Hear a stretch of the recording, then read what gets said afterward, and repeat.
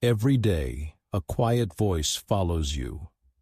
It speaks when you wake up, when you make mistakes, when you try something new.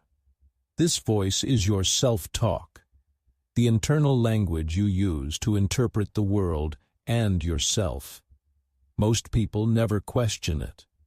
Yet this invisible dialogue shapes confidence, focus, motivation, and even how easily you learn a new language like English. What if learning English didn't start with grammar rules or memorized vocabulary, but with changing the way you speak to yourself? Psychology shows that the brain does not clearly separate external language from internal language. The words you repeat silently carry emotion, meaning, and belief. When your self-talk is calm and supportive, your brain feels safer. And when the brain feels safe, learning accelerates. Pronunciation improves. Fear of mistakes fades. Fluency becomes natural instead of forced. This is the English Mindshift. Learning not just what to say, but how you say things inside your mind. In this lesson, you will learn English through the psychology of self-talk, using simple explanations, powerful reframes, and language patterns that quietly rewire confidence. No pressure, no face, no noise, just calm clarity. Because the fastest way to speak English fluently is to first change the English voice inside your head. Part 1. Your brain listens to every word you say. Before you speak English out loud, your brain hears it first. This may sound simple, but it is one of the most powerful ideas in psychology and language learning. The brain does not treat self-talk as just thoughts. It treats words, spoken or silent, as instructions. Every sentence you repeat internally sends a signal about safety, ability, and expectation. When you say to yourself, "My English is bad," your brain doesn't argue. It adjusts behavior to match that belief. It tightens focus. It increases fear of mistakes. It reduces creativity and recall. This is not a motivation problem. It is a language input problem. From a psychological perspective, self-talk is a form of constant repetition. And repetition is how the brain learns languages. This means you are already practicing English every day, just not always in a helpful way.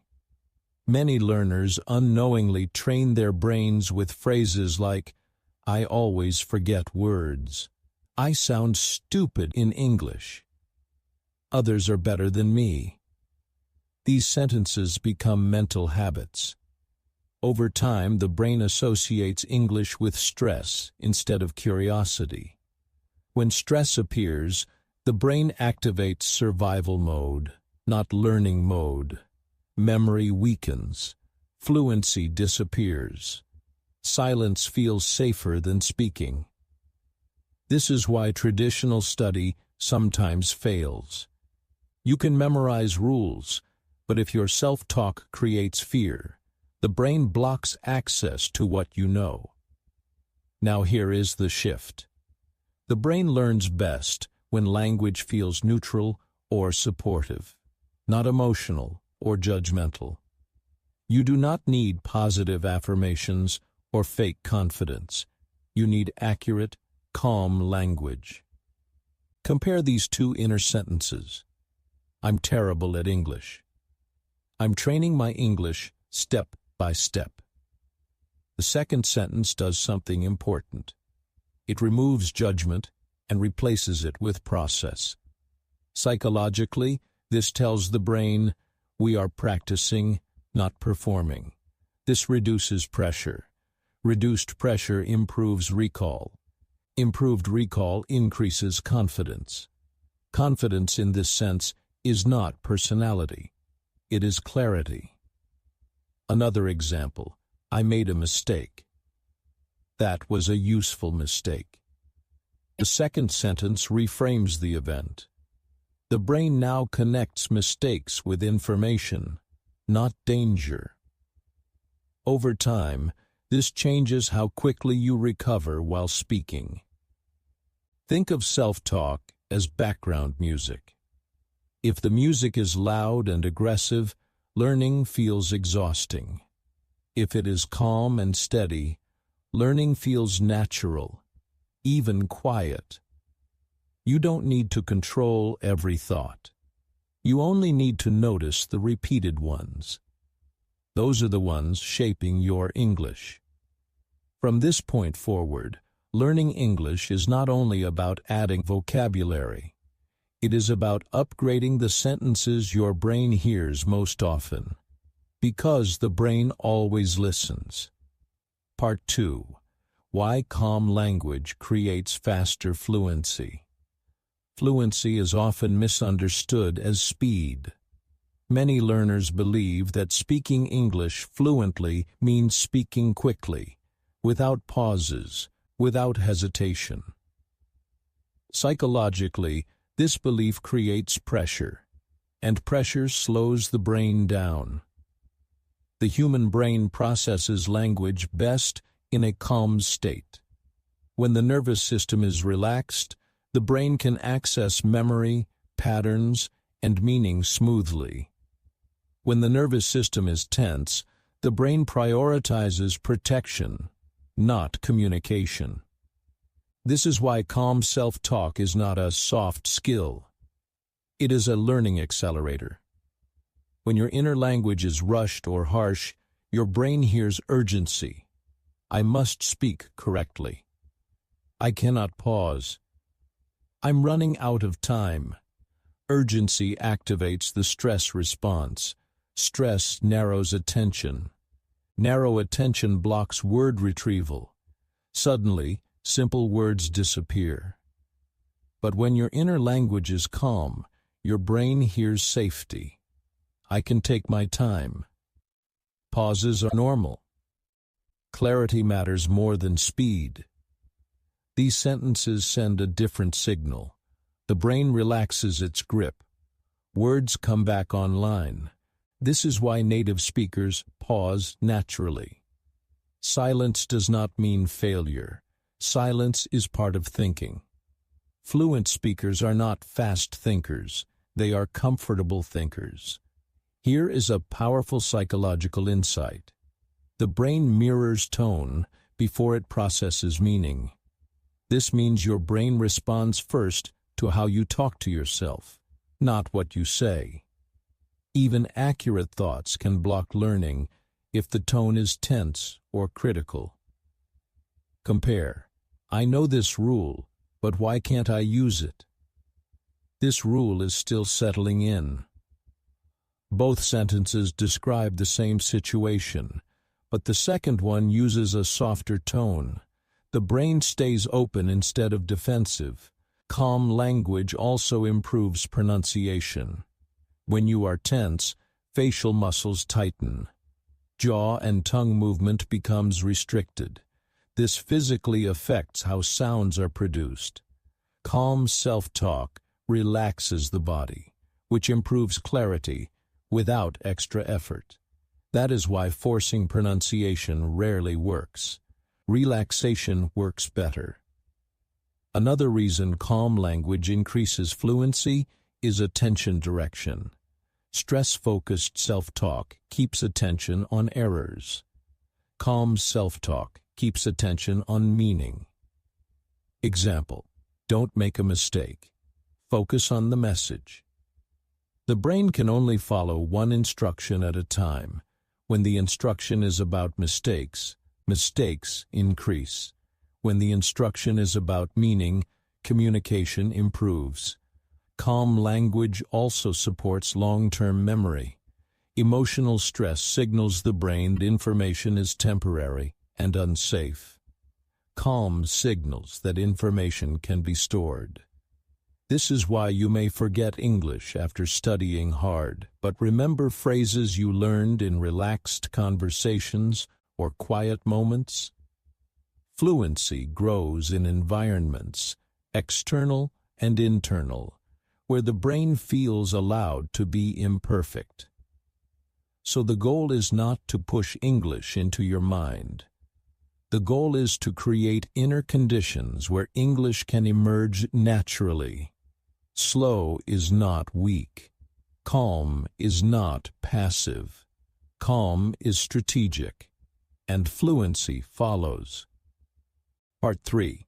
The hidden grammar of self-talk. Every language has grammar, and so does your self-talk. Most English learners focus on external grammar, tenses, sentence structure, word order. But internally, they use a different system, the grammar of judgment. This hidden grammar shapes how the brain experiences learning long before grammar rules are applied. Listen closely to common self-talk patterns. I can't understand this. I should know this already. I always make this mistake. These words, can't, should, always, are not neutral. Psychologically, they signal finality and pressure. The brain interprets them as closed situations, not learning processes. In contrast, learning requires open grammar. Compare the difference. I can't understand this. I don't understand this yet. The word yet is small, but its psychological impact is large. It keeps the brain engaged instead of shutting down. It turns confusion into a temporary state rather than an identity. This is the hidden grammar of growth. Another powerful shift is moving from identity-based language to process-based language. Identity-based. I'm bad at listening. I'm not fluent. Process-based. My listening is improving. Fluency is developing. The brain resists negative identities because they feel permanent, but it cooperates with processes because they imply movement. Learning accelerates when the brain feels progress is possible. Notice how many learners use absolute grammar in self-talk. Every time, no matter what. Nothing works. These structures exaggerate experience. The brain then searches for evidence to confirm them. This is called confirmation bias. You don't just think these thoughts, you start proving them unconsciously. To interrupt this pattern, soften the grammar. Replace always with often. Replace never with not yet. Replace nothing with this part. Example, I always forget words. I forget words when I'm nervous. Now the problem has a condition. Conditions can be changed. Self-talk grammar also affects motivation. Commands like, you must study. You have to practice. Create resistance. The brain reacts to force by pulling away. Try permission-based grammar. I choose to practice. I'm giving myself time to learn. This reduces inner friction. Less friction means more consistency. Another important shift is question grammar. Harsh questions. Why am I so bad at this? What's wrong with me? Supportive questions. What part is unclear? What would help right now? The brain answers the questions it is given. Ask better questions. Get better answers. Think of self-talk as your first English teacher. If the grammar is rigid and judgmental, learning feels heavy. If the grammar is flexible and curious, learning feels light. You don't need perfect self-talk. You need usable self-talk. Because when your internal grammar opens, external grammar follows more easily. Part 4. Rewriting the inner narrator. Inside your mind, there is a narrator. This narrator explains what happens, interprets mistakes, and predicts outcomes. It does this automatically, quietly, and constantly. For many English learners, this inner narrator speaks with urgency or criticism. That sounded wrong. They noticed my mistake. I'm not ready to speak. Psychologically, the narrator is not telling the truth. It is telling a story. And stories can be rewritten. The key is understanding that your narrator is not you. It is a habit. This habit formed through past experiences, school corrections, comparisons, embarrassment, or pressure to be perfect. The narrator learned to protect you by avoiding risk. But what once felt protective now blocks progress. To change the narrator, you don't fight it. You change its role. Instead of a judge, the narrator becomes a commentator. Judge-style narration. That was wrong. You failed again. Commentator-style narration. That sentence needed adjustment. That attempt gave information. Notice the difference. The event is the same, but the meaning changes. The brain responds better to information than to evaluation. A powerful technique is third-person narration. Instead of, "I messed up," try, "That was a normal learning moment." This creates psychological distance. Distance reduces emotional intensity. Reduced intensity improves clarity. Another shift is moving from prediction to observation. Prediction. This conversation will go badly. I'll forget everything. Observation. I feel nervous right now. My mind is searching for words. Observation keeps you in the present. Prediction pulls you into imagined failure. The brain cannot learn efficiently in imagined futures. Your narrator also controls pacing. Harsh narrator. Hurry up. Say something. Supportive narrator. Take a breath. You have time. This directly affects fluency. Breath slows the nervous system. Slower nervous system equals better language access. Another powerful rewrite is replacing conclusions with data. Conclusion. My pronunciation is terrible. Data. Some sounds need practice. Data invites action. Conclusions invite shutdown. You can also train your narrator to acknowledge effort. I spoke even though I was nervous. I tried a new word. This reinforces courage, not outcome. Over time, courage creates fluency. The goal is not to silence the inner narrator. Silence is unnatural. The goal is to educate it. When your inner narrator becomes calm, descriptive, and patient, English stops feeling like a performance. It becomes a process. And when the story changes, the speaker changes too. Part 5. Emotional Safety and the Language Brain. The brain has one primary question before learning anything new. Am I safe? This question is not logical. It is emotional. And language learning is deeply emotional because it involves identity, expression, and exposure. When you speak English, you are not just using words, you are revealing thought. The brain treats this as vulnerability. If emotional safety is low, the brain closes access to language to protect you. This is why you may understand English well, but struggle to speak it. Emotional safety begins with how you respond to yourself. If every mistake is met with, "That was embarrassing. I shouldn't have said that." The brain learns that English equals danger. Over time, it avoids speaking, but if mistakes are met with, "That was safe," Nothing bad happened.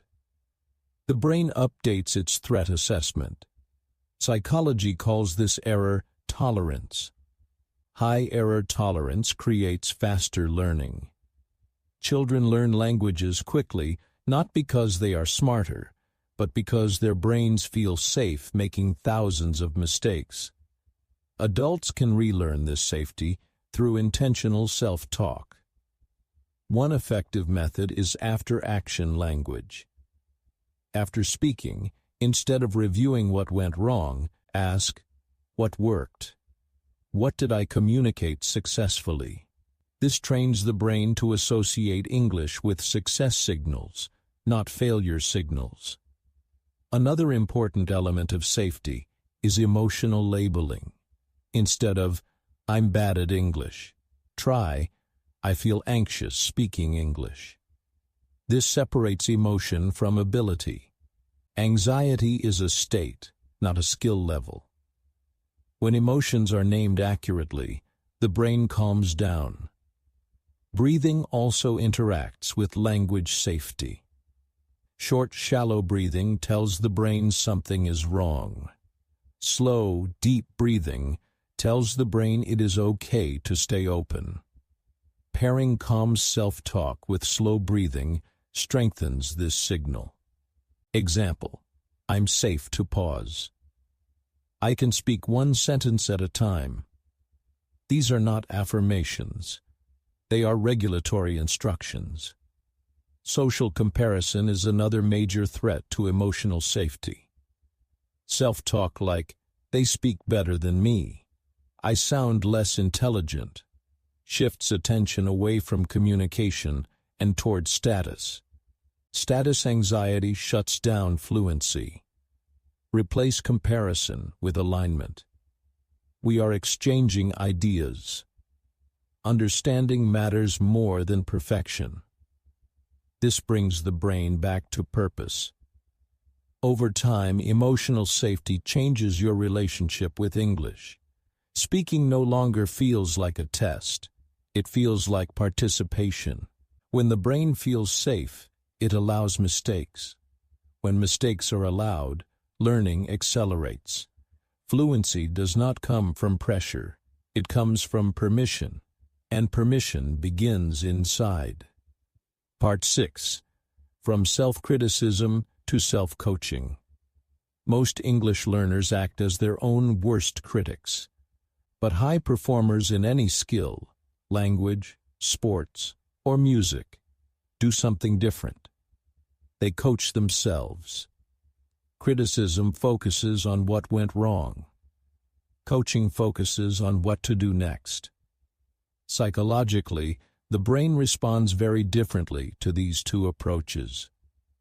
Self-criticism sounds like, "That was bad. I should know this. Why am I so slow?" These statements offer no direction. They create emotional weight without guidance. The brain feels pressure but has no clear path forward. Self-coaching sounds like, "Slow down the sentence. Use simpler words. Try that structure again." These statements are actionable. Action reduces anxiety. One of the biggest shifts is moving from global criticism to specific instruction. Global, "My English is bad." Specific, "I need more practice with past tense." The second gives the brain a target. Targets improve focus. Focus improves learning efficiency. Another coaching tool is task reduction. When the inner voice says, "Speak fluently," the task is too large. The brain freezes. Instead, say one clear sentence. Explain one idea. Smaller tasks feel achievable. Achievable tasks build momentum. Self-coaching also includes timing awareness. During speaking is not the time for correction. After speaking is the time for reflection. If you correct yourself harshly while speaking, fluency breaks. The brain cannot analyze and communicate at the same time. Coach-style self-talk respects phases. During keep going. After. What can improve next time? Another powerful shift is changing the word problem to signal. This is a problem. This is a signal showing what to practice. Signals guide learning. Problems create resistance. Coaches also normalize struggle. This part is challenging for many learners. Difficulty means growth is happening. This removes isolation. The brain relaxes when it feels normal. Encouragement is also part of coaching, but it must be grounded. Instead of, "I'm amazing at English," use, "I'm improving with consistent practice." This feels believable. Believability matters more than positivity. When your inner voice becomes a coach, English practice becomes structured instead of emotional. You stop fighting yourself. You start guiding yourself. And guided learning is sustainable learning. Fluency grows not from harsh discipline, but from clear, patient direction, given by you, to you. Part 7. Replacing fear-based language with curiosity. Fear and curiosity cannot fully exist at the same time in the brain. When fear is active, the brain narrows. When curiosity is active, the brain opens. Many English learners unknowingly use fear-based self-talk. What if I say it wrong? What if they don't understand me? What if I sound foolish? These questions point the brain toward threat. The brain responds by limiting output. Short answers, silence, avoidance. This is not lack of ability. It is protective behavior. To shift this pattern, self-talk must change from outcome-focused to process-focused. Fear-based language focuses on results. I must be correct. I need to sound fluent. Curiosity-based language focuses on exploration. Let's see how this sounds. What happens if I use this word? Curiosity gives the brain permission to experiment. Experimentation is how language is learned. A simple but powerful change is replacing "what if" with "what can I learn?" What if I make a mistake? What can I learn from this attempt? Now the brain searches for information instead of danger. Curiosity also softens mistakes. Fear-based interpretation, that was wrong. Curious interpretation, that was interesting. The word interesting creates space. Space allows reflection without shame. Shame shuts learning down. Reflection moves it forward. Another curiosity tool is neutral observation. Instead of reacting emotionally, observe, I paused longer there. That word didn't come easily. These are not judgments. They are data points. Data helps improvement. Curiosity also improves listening skills. Fear-based listening. I must understand everything. I'm missing something. Curious listening. What's the main idea? What words sound familiar? This reduces overload. Understanding grows from partial clarity, not total control. Curiosity-based self-talk also changes how you handle accents and pronunciation. Fear says, my accent is a problem. Curiosity says, my accent is part of my learning stage. This reframes accent as movement, not failure. The brain relaxes its grip on perfection. Another important shift is permission to not know. Fear-based, I should know this. Curiosity-based, I don't know this yet. This keeps the learning loop open. Curiosity works because it aligns with how the brain naturally learns. Children ask questions not to perform, but to explore. Adults can reactivate this mode internally. You don't need more courage to speak English. You need less fear-based language guiding your attention. When curiosity replaces fear, speaking becomes lighter. Listening becomes sharper. Learning becomes continuous instead of exhausting. Fluency does not grow under pressure. It grows under interest. And curiosity is a language the brain understands immediately. Part 8. The power of repetition in inner speech.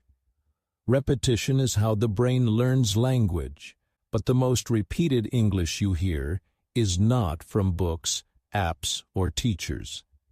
It is from your own inner speech. Psychologically, the brain does not prioritize truth. It prioritizes frequency. The sentences you repeat most often become familiar. Familiarity creates belief. Belief shapes behavior. This is why repeated self-talk becomes automatic. If your inner voice repeats, "I'm slow in English," "I forget words," the brain treats these sentences as stable patterns. Over time, it organizes memory, attention, and emotion around them. This is not self-sabotage. It is unintentional training. The good news is that repetition can work in your favor. Effective inner repetition is not about motivation or positivity. It is about instructional consistency. Instead of changing your self-talk occasionally, you change it predictably. For example, after every speaking attempt, repeat one neutral sentence. "That was practice." This single sentence resets evaluation. It tells the brain the event belongs to learning, not judgment. Another useful repeated phrase, "Clear is better than perfect." Repeated often, this phrase shifts your priority from accuracy anxiety to communication clarity. Repetition also strengthens language pathways. When you repeat calm instructional phrases like, "Slow down," "One idea at a time," "Breathe and continue," the brain links English production with regulation, not panic. These phrases act like internal commands. Over time, they trigger automatic calming responses during speech. Repetition works best when phrases are short, neutral, action-oriented. Long motivational sentences are less effective. The brain responds better to simple cues. Think of inner speech as a training environment. Athletes repeat drills. Musicians repeat scales. Language learners repeat sentences internally, even without realizing it. The goal is not to eliminate negative thoughts. That creates resistance. The goal is to outnumber them. If a critical thought appears, you don't argue. You return to your repeated phrase. Example, critical thought. "That sounded wrong." Return phrase, "Keep going." This prevents spiral thinking. Movement continues.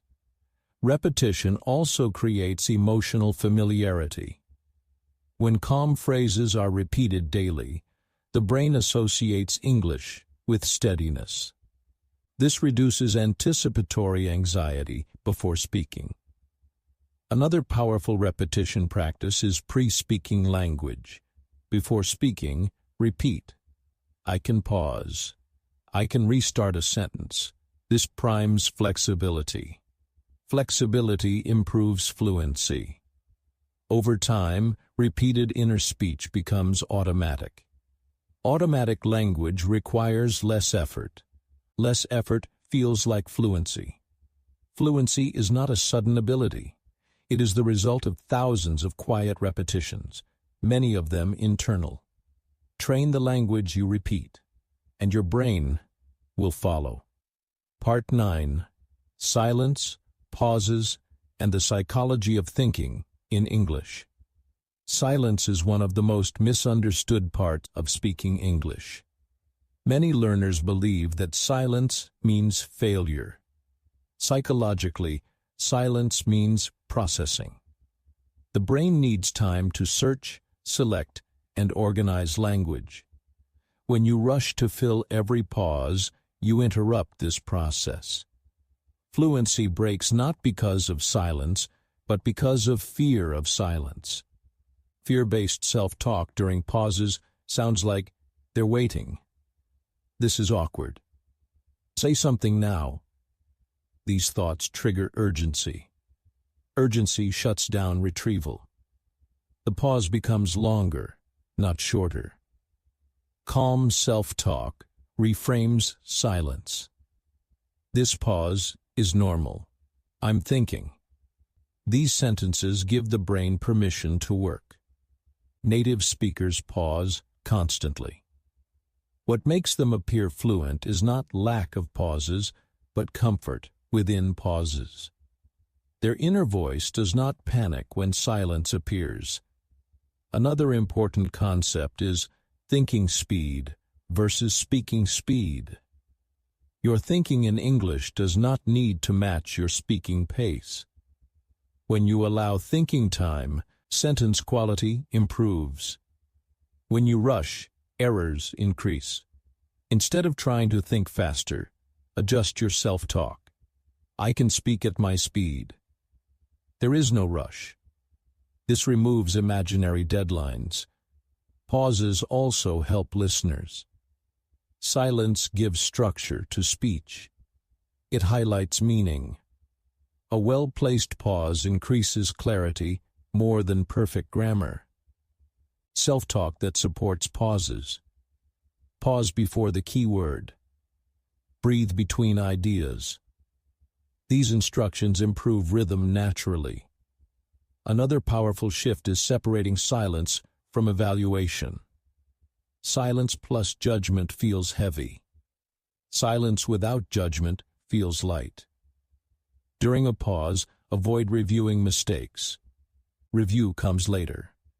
During the pause, stay present.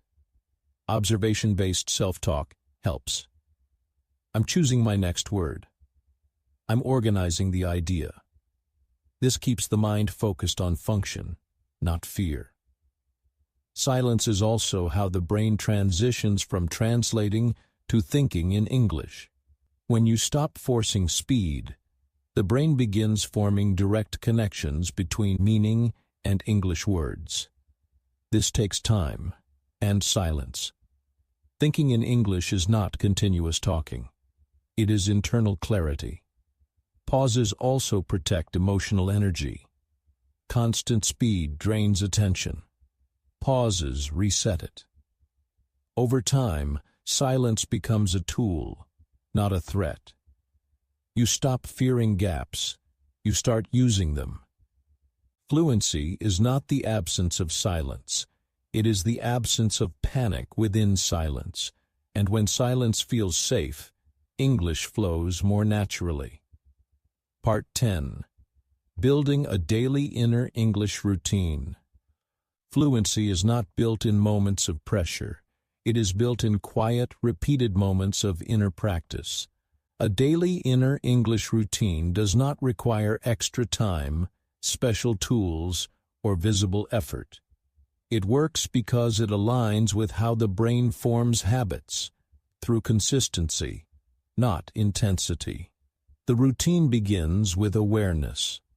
Once or twice a day, notice your self-talk about English.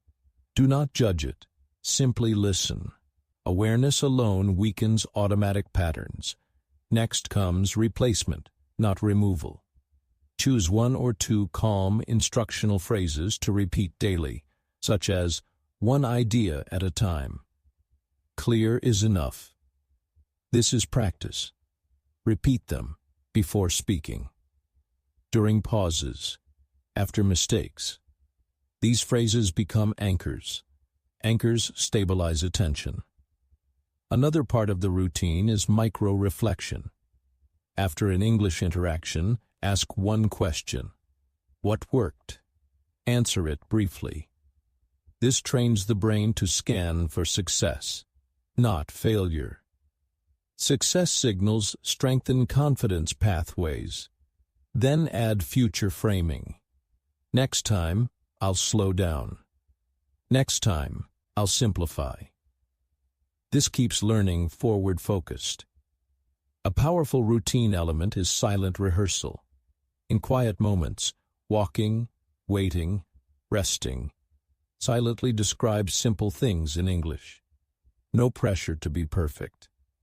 This strengthens internal fluency without social stress. Self-talk during rehearsal. I'm exploring language. This is safe. Finally, close the day with neutral reinforcement. I showed up today. Learning is ongoing. This prevents burnout. Burnout comes from constant evaluation. The key is simplicity. Complex routines fail. Simple routines repeat. Repetition creates change. You do not need to feel confident to practice this routine. Confidence emerges from the routine itself. English becomes less of a performance and more of a daily presence. And when English lives quietly inside your mind, speaking it aloud feels natural. Final words. The English voice inside you. Everything you heard today leads to one simple truth.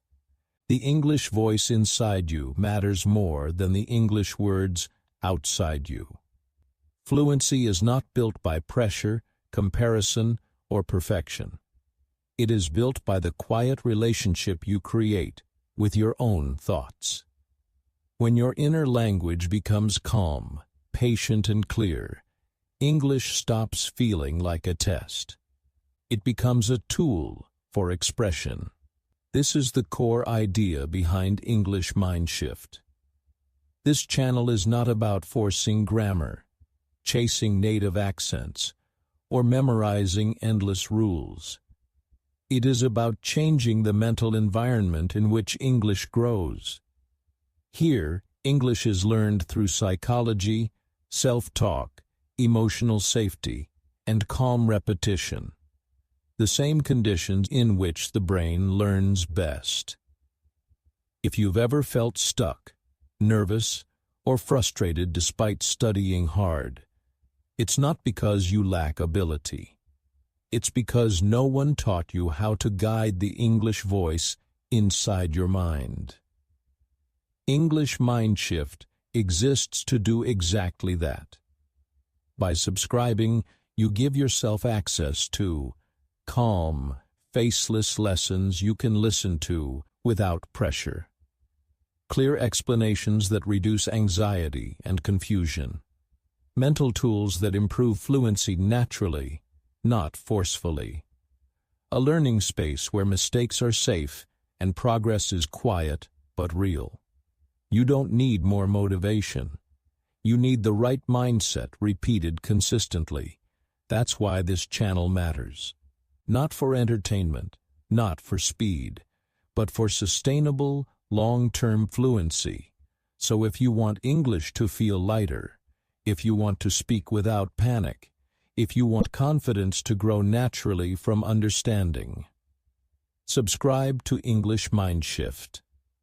Because when you change the English voice inside you, everything you say outside begins to change too.